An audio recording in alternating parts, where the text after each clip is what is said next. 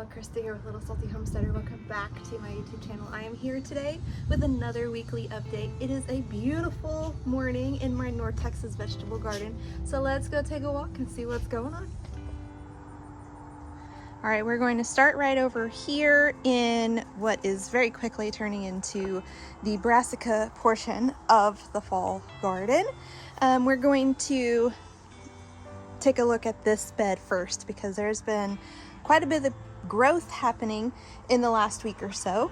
So what I did take care of in the last week was I thinned out the radishes. If you watched last week's weekly update, you'll know that they were sown pretty thickly, they germinated pretty well, and it was kind of impeding the actual root development of the radishes. So I thinned them out. You can see that there is like a ton of like really healthy leaves on here now. I haven't like poked around to see how the root development is going, so we can kind of do that together. I don't see anything that might be ready, but it should be. Here's one that's getting kind of close. This is a French breakfast radish right here. You can see that. And then we have another one here. So those are starting to develop some nice roots, which is excellent. Some other things that are growing really well. We have the green zebra zucchini.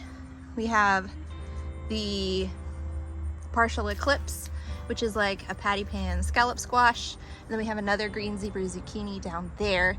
Along the edges of the beds, I have transplanted in some broccoli, cabbage, and cauliflower plants. Some of them did not do well. When I transplanted them, it was a relatively decent weather day. Then we had several hot weather days after that. So they did not do well after the transplant. Some of them have kind of died off, as you can see, but the ones that didn't are doing pretty well. We have some new leaf growth. Making sure that's not a caterpillar. Nope, that's new leaf growth. You know, they're kind of trying to bounce back, so I think they're going to be okay. When I seed started my brassicas, I did succession sowing, so I have 3 successions of the brassicas. This was the first round that got transplanted. I just transplanted some more into another bed we'll go take a look at in a minute, and then I have another round that will be transplanted next week. We'll take a look at those little babies as we make our rounds throughout the garden. They're up on the patio. But I am really happy with what I'm seeing in this bed since I kind of thinned things out. Things are really starting to grow really well now. Whenever it was super hot, they were kind of struggling and not doing too well. We are in the 80s for the moment, at least for the next 10 days on the weather. So hopefully that allows these guys to kind of recover from those mid 90, upper 90 degree temperatures that we've kind of been going through. This plant, this whatever chili pepper plant, I don't know what kind it is. You can see that it's got hundreds of peppers on it. So I think what I'm going to do, because that's far more than my husband will be able to eat fresh, is as they ripen, I'm going to collect them and attempt to ferment them with some Tabascos that I have up on the patio in one of the green stalks, and see if I can get a hot sauce made with them, because you can see there are some ripe ones here ready to be harvested. I have some Tabasco peppers that are also ripe and ready to be harvested. So I think that is how I want to preserve these. My husband likes the flavor of these and he likes the Tabascos, so I think that will work out well. Hopefully I get enough to ripen at the same time in order to be able to do that with. Otherwise things are going to get really interesting trying to figure out how to not waste these. Thank you for knocking me over. Thank you, Otis. Thank you. All right, moving into this middle bed. This bed, things are really starting to grow well. There's also some issues that I'm experiencing, and there's a lot of harvesting that's been done out of here in the last week. So we'll start down at this end. This is the Spark mini pumpkin. And I wasn't even sure that it was going to germinate, but it did, and here we are. And it looks like it's also about to bloom, which is going to be really fun. So hopefully we get some of those to set out for Halloween decorations. This is some turnips, I believe. And then I transplanted in some Brussels sprouts into this end of the bed. So we have 2 green varieties and then a little red variety. I don't know if that one's going to survive. We'll see. Yeah, we'll just have to see. For the jalapeno plants that are at this end, we have the pumpkin spice jalapeno, which you can see we have some that are ripe and some that are almost ripe. We also have lemon spice jalapeno here, and that one ripens to a yellow, as you can see. And there was an orange spice, but it's kind of withered away and is kind of done for. I think it just never got enough sunlight because these two grew to be much bigger than I expected them to. So that's fine. I've been harvesting these pretty regularly. I think this might be holy basil. It kind of smells like maybe it's holy basil, so that's good. I'll be able to utilize this for tea. It has a lot of medicinal properties. Most basils have medicinal properties, but the holy basil has like a more concentrated amount.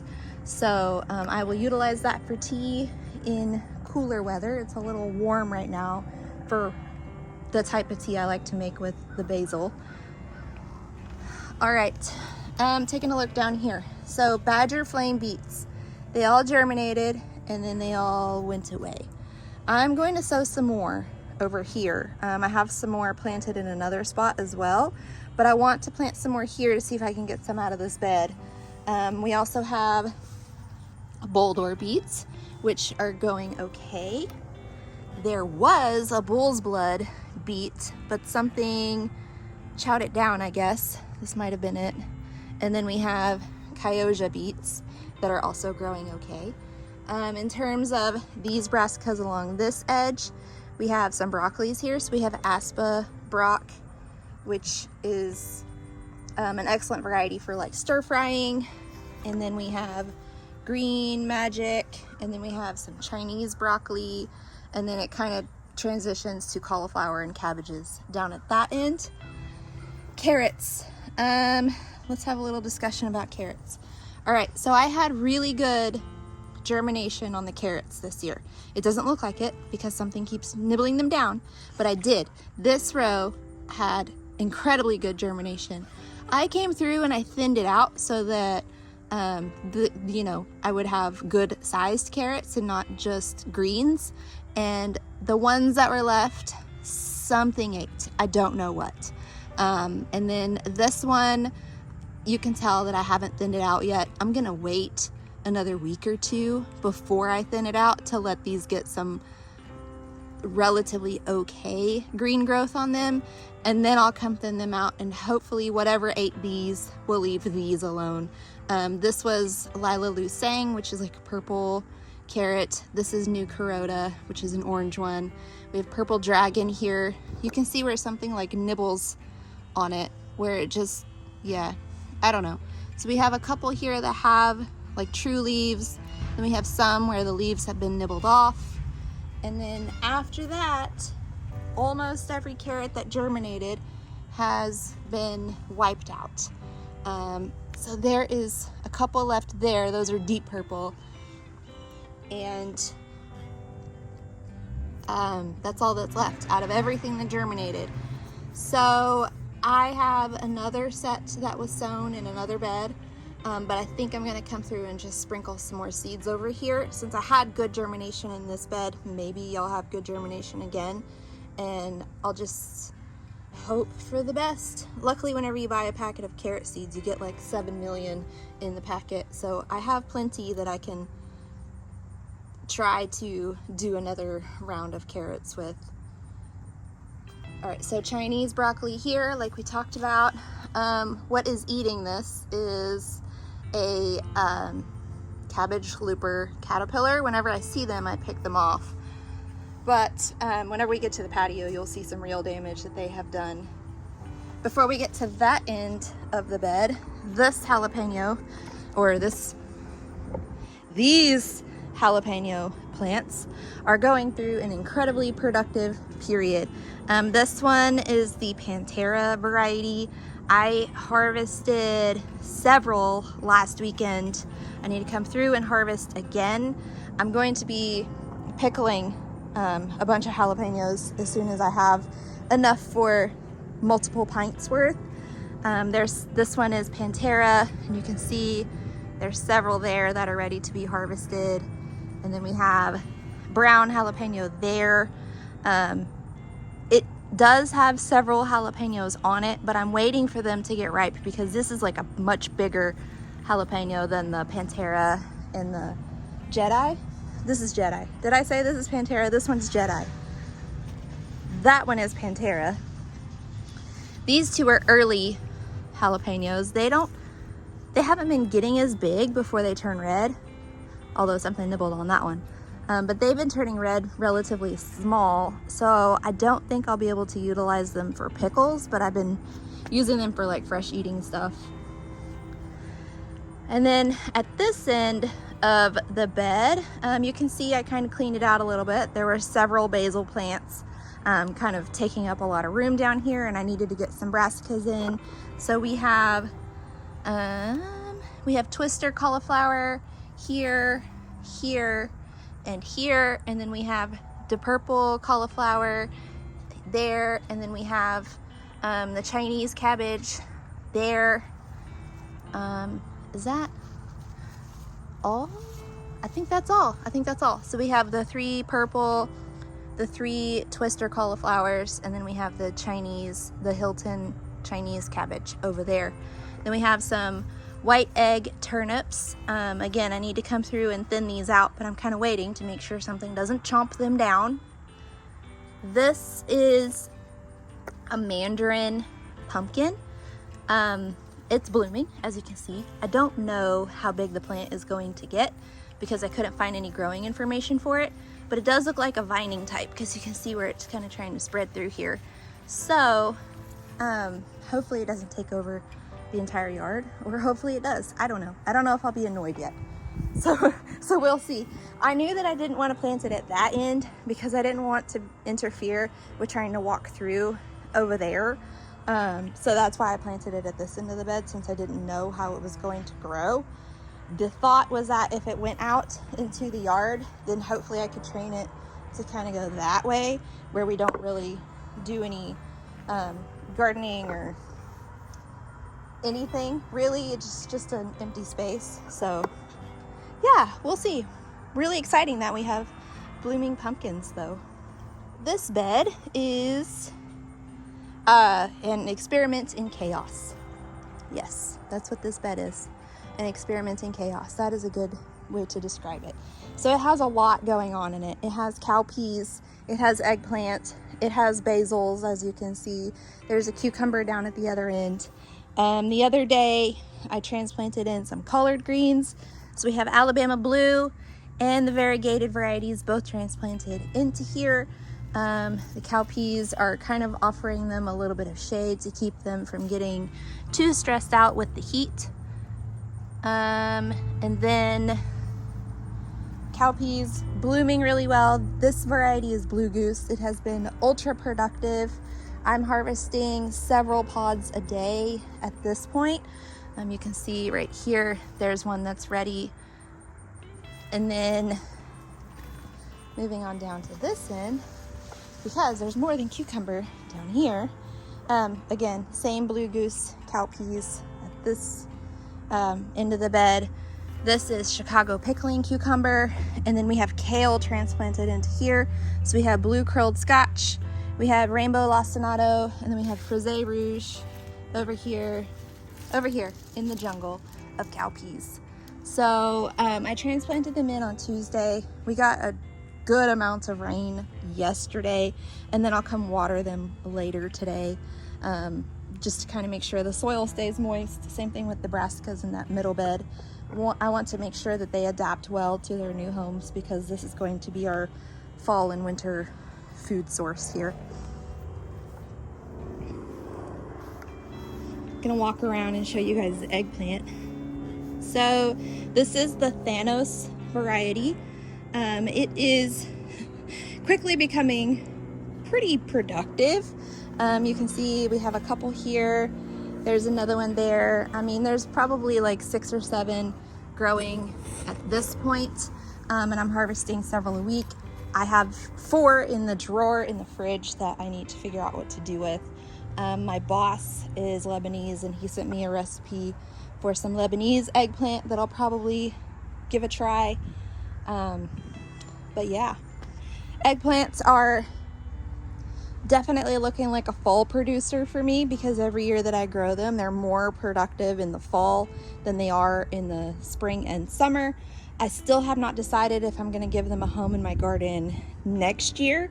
I have already planned out all of the tomatoes for next year, which will go in these front 2 beds here.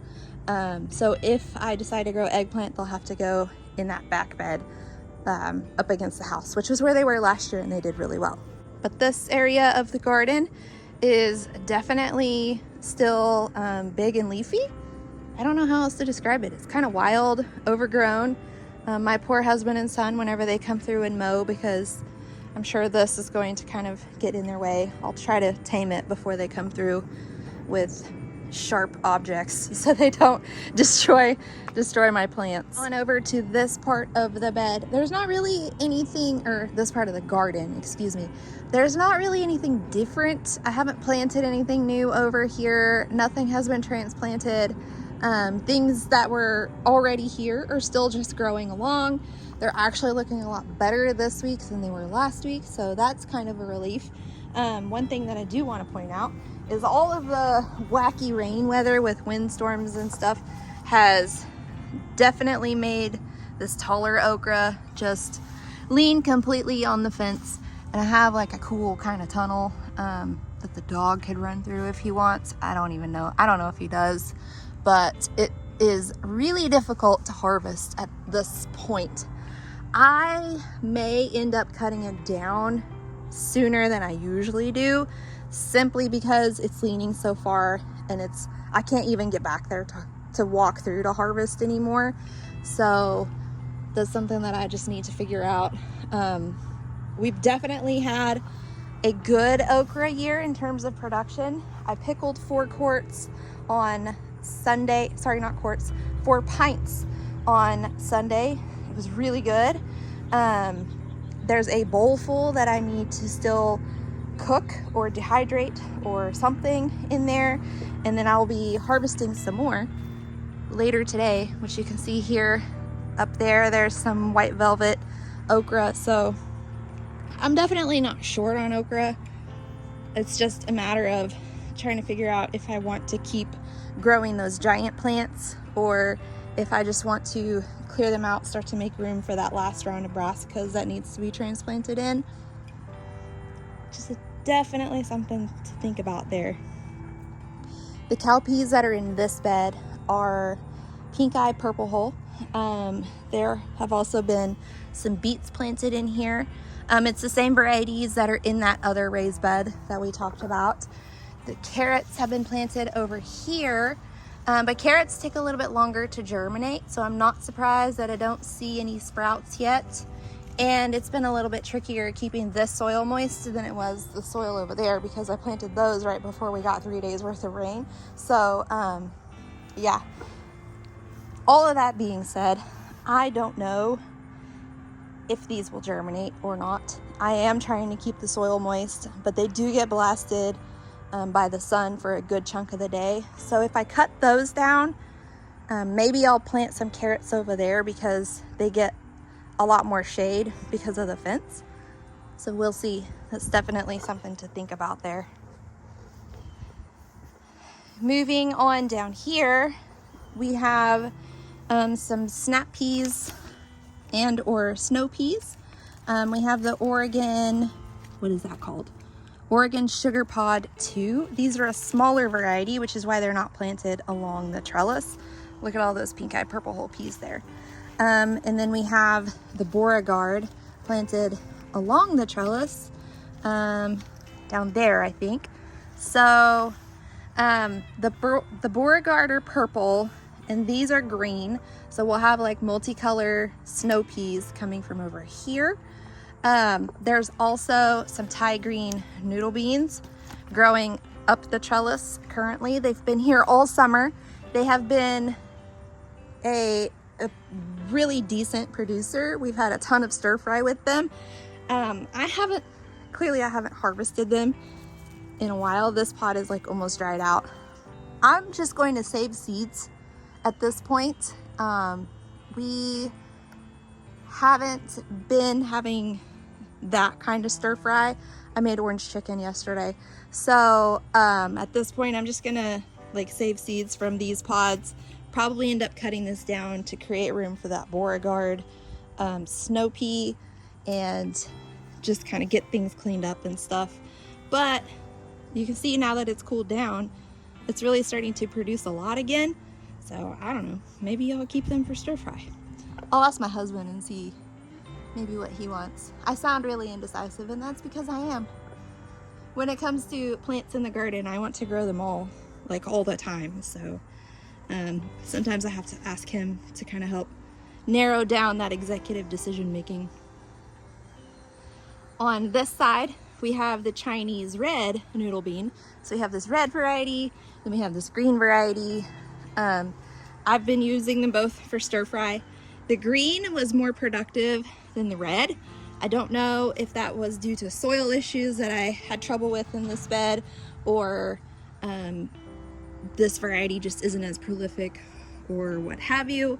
But again, I'm just going to be saving seeds, and if they got cross-pollinated because of bees or whatever, then I'll have some cool hybrid maybe. I don't see why there would be a problem with the seeds other than they may not be true to their parent. So Chinese red, Thai green, saving seeds, and then we have a cucumber over here. This is a Haussinator pickling cucumber. It is really blooming quite well right now. If I can pull it off of the basil there, I'll train it up this trellis a little bit better. We have one baby here. It actually looks like it got gotten by a caterpillar of some sort, so I'll come pull that off. But we have several blooms, so maybe we'll get some more cucumbers off of there. Over here we have, not snow peas, sugar snap peas, what are they called? Snap peas, just snap peas. All right, so this is the purple magnolia snap pea. These are purple potted. So the difference between snow peas and snap peas is these are going to be like puffy, and those are going to be flat. And then we have some sugar bond. There was more. This one gets a little bit more shade, so I think that it didn't get wiped out by the heat like the rest of them did that germinated. I'm gonna come through and drop a few more seeds just to see if I can get a few more. Because these are excellent in stir fries. They're also excellent like just as a snack, with like hummus or ranch dip, or I'm bored and I just need to eat something, that kind of snack. So I want to have quite a few of them if I'm able to get them to grow. So something to hope for. Other than that, I have a giant basil. I'll probably cut this one down, get it out of here, because it is quite huge. It's taking up, what is this, like a third of the bed? And again, I'm gonna have some brassicas that I need to transplant in here. I also need to get the third round of carrots and beets, a home for them ready. There is some okra along the back there. These are different varieties. I think that one is the Okinawa pink. And then we have the dwarf variety that's done really well for me all summer. Clemson spineless, and I think that one is Carmine Splendor maybe. I think that's what that one is. So outside of the okra and the noodle beans and the snap peas, we also have another cowpea variety. This variety didn't do as well this year as it did for me last year. And it is called Phenomenal. It didn't do very phenomenal this year though. What is on there? We do have some more that are growing here. These are some little baby peas. They look like cows. The actual peas are like black and white spotted like a Holstein cow. So puts the cow in cowpea. We have a pumpkin called Black Bear, and it looks like it's about to bloom. I probably need to actually get some fertilizer on all my pumpkins, but I'm happy to see that, you know, they're at least growing and trying to make pumpkins for Halloween and Thanksgiving. Some more okra that's ready to harvest there.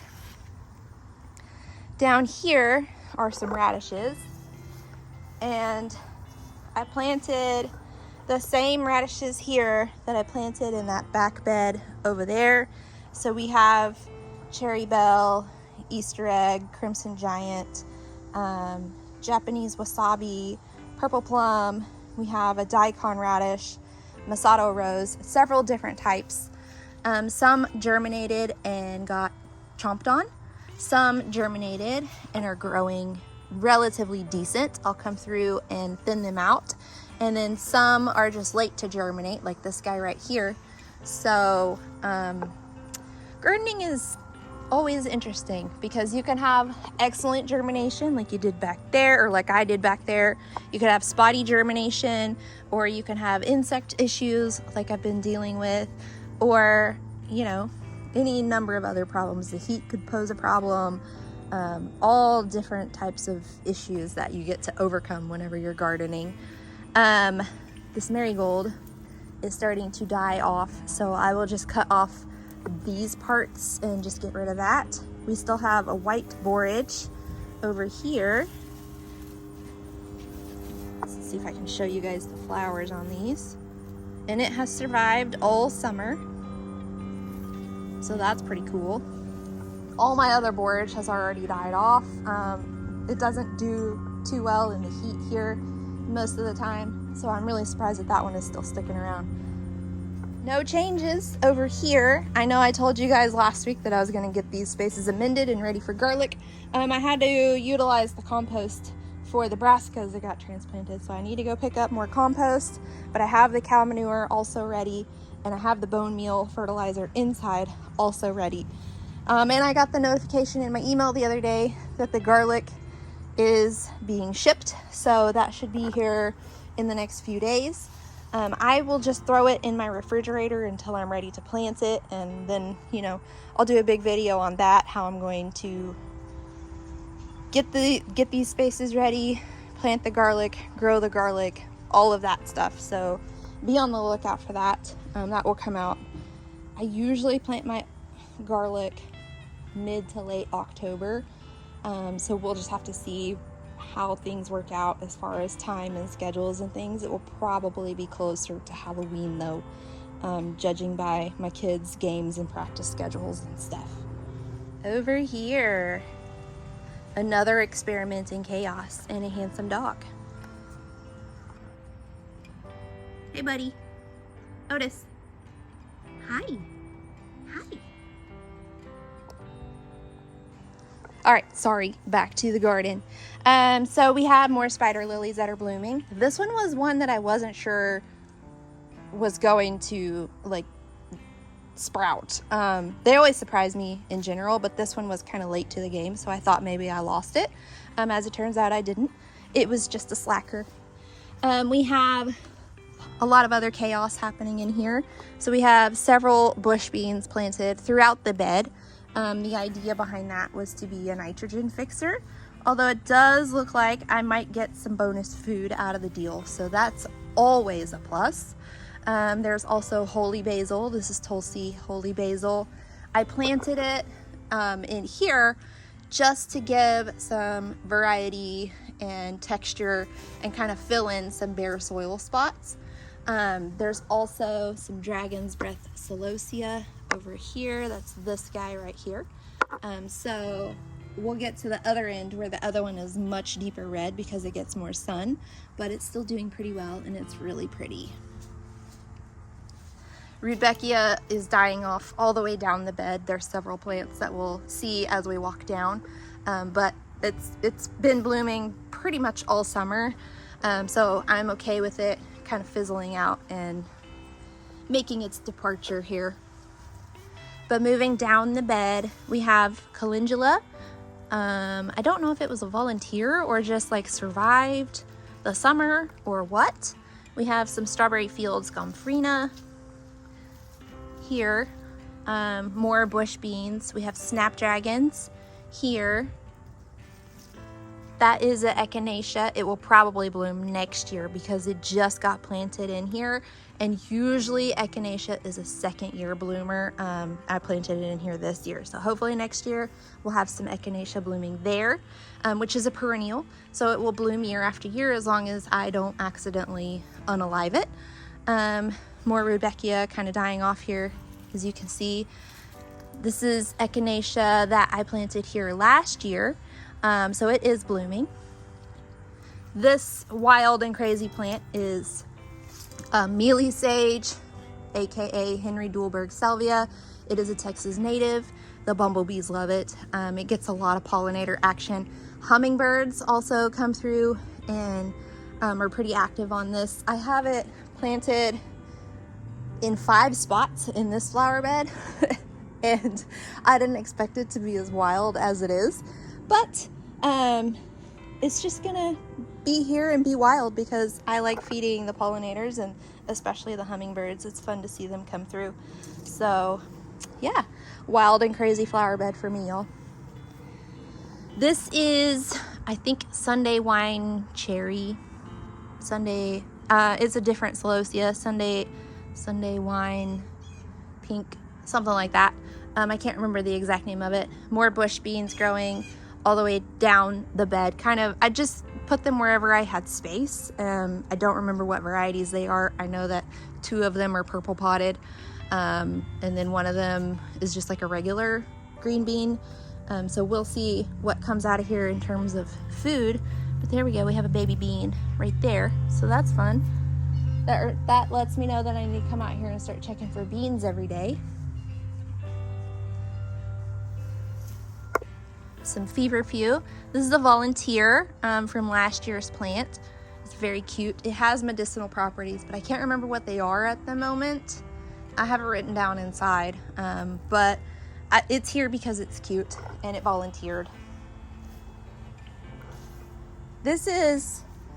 All right, so this is like my step out into the yard. It's also kind of my divider between the 2 halves of the flower bed. When I planted this stuff, I tried to make each half like a mirror of each other. It kind of worked out in terms of like, especially with the salvia, the celosia, the spider lilies and stuff. But that side over there has the snapdragon patch. This side does not. This side has hollyhocks that look pretty good. That side does not. So, you know, there are some differences, although I tried to make them as close to the same as possible. This was also a late spider lily. This one was the first one that was in my weekly update last week. So it's already fizzled out. The stem will just kind of die back down. It will then be dormant until next fall, whenever it will surprise me when it comes back up again. But these are so cool. I should probably plant more just because they're so cool. I should put some in the front too. We have some cosmos here. We have a purple gomphrena, more bush beans, so you can kind of see Tulsi basil, more salvia. This is a milkweed. This salvia went kind of nuts, so you can't really see how big this milkweed is, but there, if I hold it up, you can see it's pretty giant. And then this is, let me come this way. This is the dragon's breath celosia that I was talking about that gets a lot more sun, so it's much more red than the one at the other end. Hopefully it starts putting out the little flower plumes soon, but until then, at least the leaves are really pretty and striking. They kind of break up all this green and purple from the salvia. And then we have a lot of gaillardia. It's all over, as you can see. Fun little gaillardia patch. And then we do have some echinacea down here that's blooming. So These I was actually surprised because I just planted them in here in the spring, and as you can see, they're blooming. So they were first year bloomers compared to the other ones at the other end that are second year bloomers. So bumblebee, hi, hello there, bee. All day long they just kind of come through here and hit all of the salvia there. So yeah, I'm feeding the wildlife. The ginger forest is still just trucking along. It seems like every time I look at it, it's more lush and even thicker than the day before or 2 days before or what have you. So I am just tickled pink with how healthy this ginger is. I tried to grow it once before in 2021, and it all got about this tall and then died off. I think it was getting too much sun. These get a bit of shade, as you can see here, so they're not just full sun all day long. The one that I tried to grow in 2021, it was full sun all day, morning to night. So I think that was just way too much for it, and it just couldn't survive through Texas summers like that. But you know, because these get some shade, I think that's why they're doing so good. Hi, buddy. You leave those bees alone, okay? All right, the pepper green stalk, although it has a lot more in it than peppers, it is doing so well. It has so many little peppers that are growing on it. We have some Tabascos down here. We have jalapenos. I harvested 3 habaneros off of it day before yesterday. The Tabasco plant, that's the one I was talking about that I was going to ferment with the other little red chilies over there. See if I can kind of pull that down so you can see. Look at all those. That's crazy. But yeah, there's peppers all the way around. The plants are looking a lot healthier. I think maybe the slightly cooler temps have helped. Like, even though it's still been in the 90s, that's better than the hundreds. And you know, we are starting to get a little bit more rain, so I think that's helping these guys just pull through, become more productive. They weren't super productive at all over the summer, so now we're getting, like, here's another habanero. Now we're starting to get some decent production from the green stalk peppers. The other peppers have been productive all summer, but these were kind of a little slow to the game. Strawberries, nothing new really to report. We are starting to get more pockets filled up with runners, which is basically the same as I said last week. Just trying to keep them alive while it's still relatively warm. They stay alive a lot better whenever the temperatures are cooler, and we're getting more rain because they tend to be a little bit thirsty. I think maybe I'll be able to run that over soon. We'll see, we'll keep an eye on that. But this is from a runner. One of these is from a runner. So we are starting to get more of the pockets filled up. If I'm not able to get them all filled up before next season, then I want to get some of the varieties. I think they're by Proven Winners and they have pink flowers. I think those will be really cool in here. It's still red berries, but pink flowers. It'll just give a little bit of visual variety between the white flowers. The lime tree is loving these more moderate temperatures. Like I said, it's in the 80s now.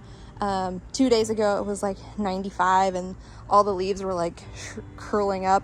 It has plenty of water. It just didn't like how hot it was. It's much happier whenever it's like 80, 85 degrees, and we're starting to get new growth from where I removed all the basil out of here. That made it happy too. So hopefully I can put it in a spot over the winter that makes it happy, and then I'll have limes next year because I didn't get any this year. But the ones that I got last year were like the best limes ever.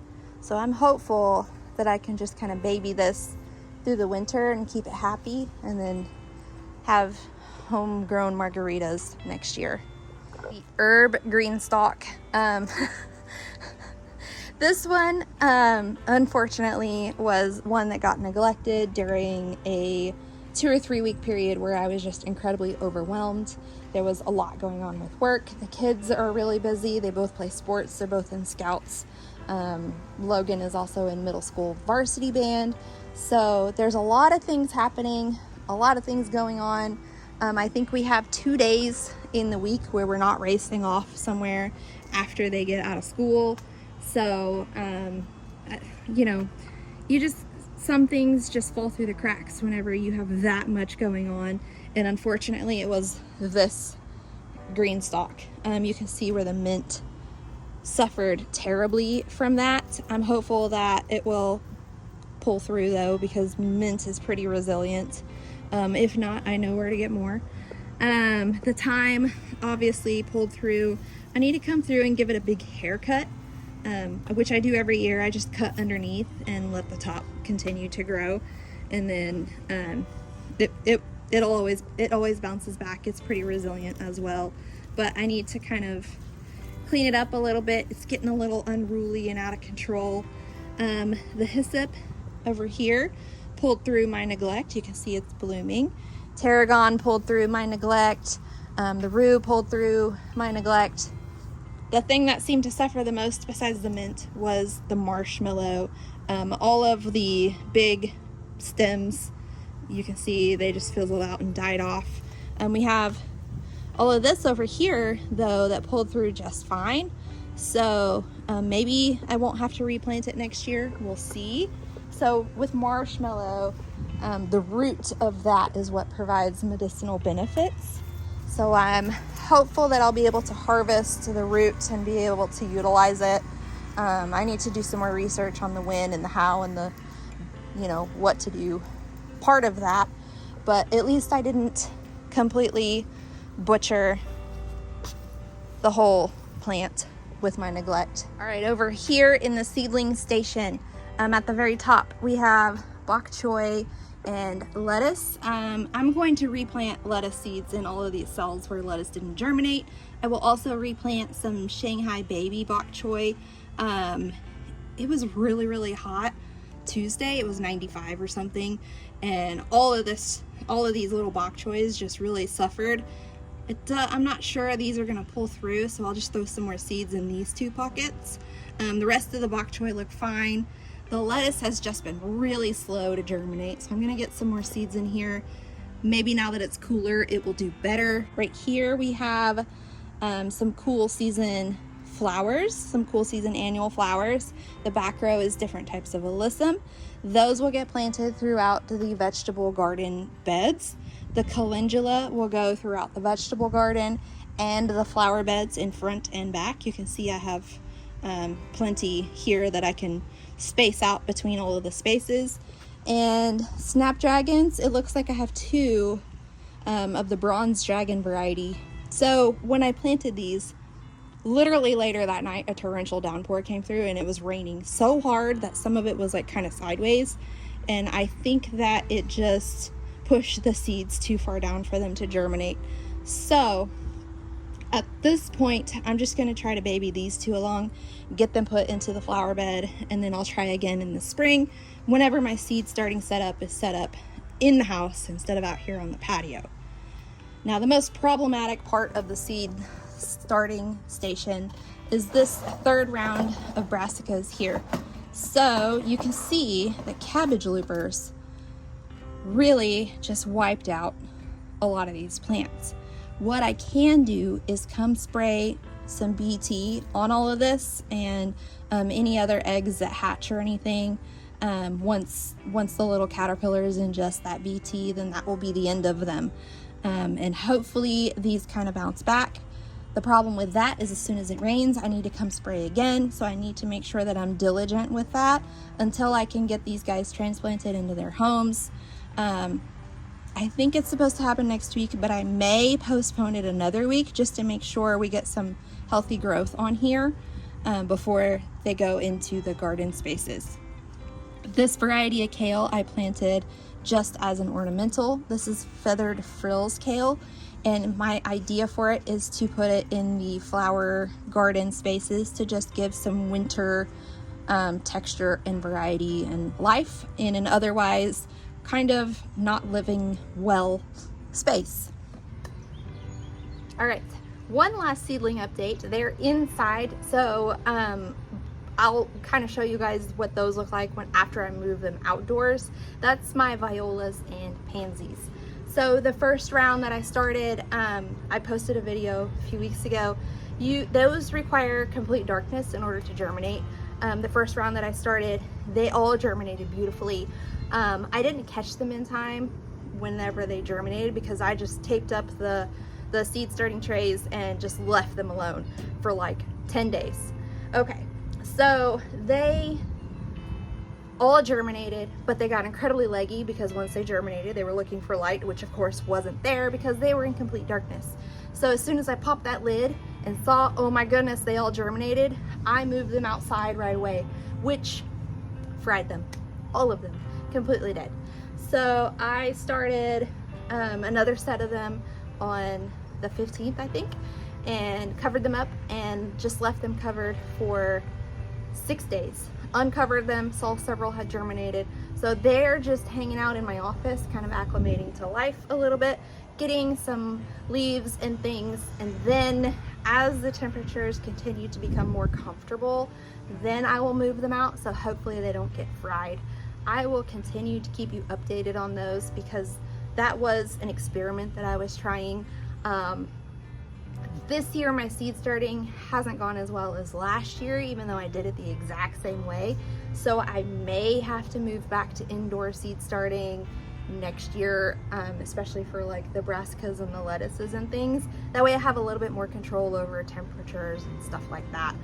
But I did want to give you guys an update on those violas and pansies in case you were curious. But that is a look at the garden for September 25th.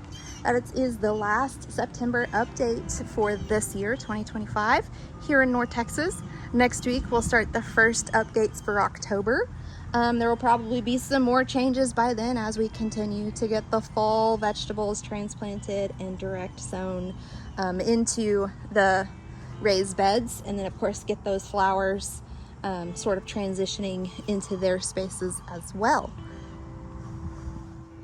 But that's all I have for you for this week's weekly update. If you liked today's video and you'd like to continue to see how the garden grows and changes from week to week, please like, subscribe, and comment.